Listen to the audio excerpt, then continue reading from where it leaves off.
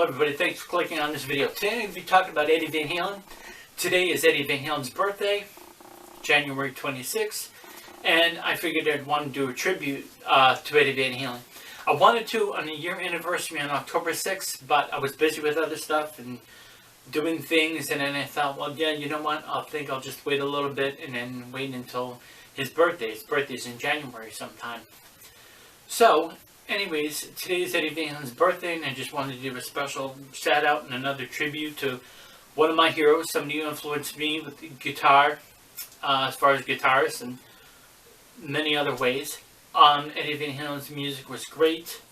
I just enjoyed listening to it. You don't have to be a guitarist to appreciate and love Eddie Van Halen. There's a lot of people who aren't guitarists, whether they're drummers, bass players, or people don't play an instrument at all. Now, check this the hell out. This is an awesome, this is one of my other Christmas gifts. My wife's friend Don, who didn't know I made YouTube videos, but knew I liked Van Halen and knew I collected tapestries and stuff. So I think that's the ultimate gift. It's an awesome one.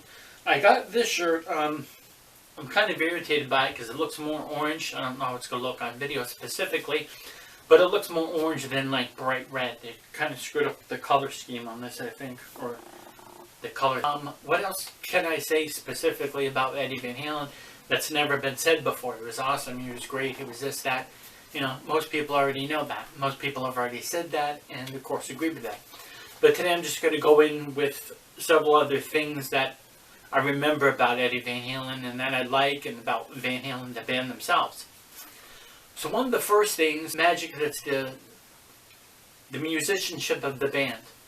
And of the first two albums, they were just some, like, you know, really cool riffs. And, like, especially the one in Light Up the Sky. That was an awesome guitar riff. Beautiful Girls.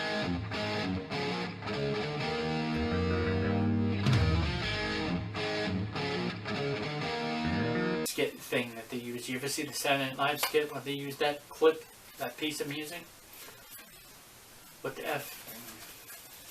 Alright, so one of the other things about Van Halen I loved, like off Women and Children First, Everybody Wants Some, and The Cradle Will Rock. There's so many really cool, wicked songs off here.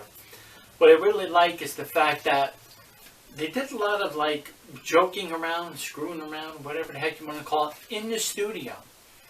And you figured there would be some, if Ted Templeman didn't produce it, if there was another producer or something, the producer would have said, oh, come on guys, let's get serious, you know, let's get back to recording, enough screwing around. And of course it just would have changed the whole landscape of the album if they were too serious about it. These little things on here that make the Van Halen album special.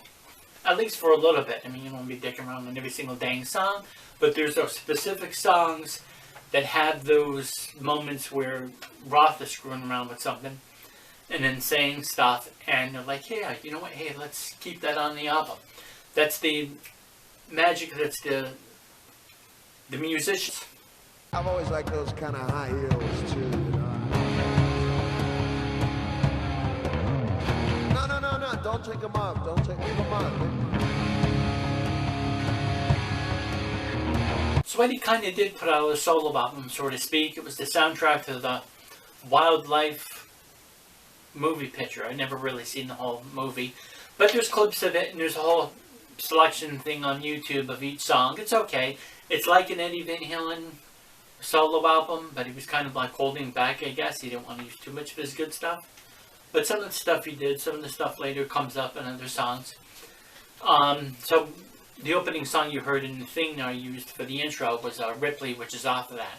And I used that because I don't want to get a copyright claim if I use any of the other material. But Eddie Van Halen, there was a lot of people who were saying he was the greatest and the best, but he didn't feel as though that he was the best guitarist. So that was good. He didn't have too much of an ego there. He would claim and say, I'm not the best guitarist. Then we let it out, and if we move anybody with our music, that's the most we can hope for, you know what I mean? It's not about, hey, I'm the best, I can play the fastest, or any of that garbage. It's about turning people on with a vibe, you know? Mm-hmm. A tapping thing, a lot of which, of course, yeah, I know, once again, Eddie Van Halen didn't invent that, but he did it, and it's just the way how he did it, there was a lot of people were just like, you know, hey, holy shit, that's awesome, and I gotta try that, I gotta do that. So a lot of people copied Eddie Van Halen, which I'm sure probably irritated him in some ways, but then, you know, I don't know, it's not like he had like a trademark on the thing anyway, so I mean. So a lot of people imitated Eddie Van Halen. There's a lot of other good guitarists out there that did some awesome stuff with tapping too, but of course it was Eddie at first. I think he was probably irritated by it. But I think he was less irritated because people known him for that. He did several albums with that before people started really, guitarists really started, you know, going crazy with the tapping between, I'm guessing between 82 and of course 89. Maybe even 81. But you know all the guitarists out there. But he didn't get too upset. However, though, one time Eddie Van Halen used the drill to do something kind of different. I don't know if he's ever seen the whole drill thing done before. No, because Daddy Brother Little Lover Boy came out in 1991 when they used the drill for that. So, and that was on the later album, I think. Yeah, it was off Lean Into It. So anyways, so Eddie Van Halen uses a drill on the beginning of Pound Cake.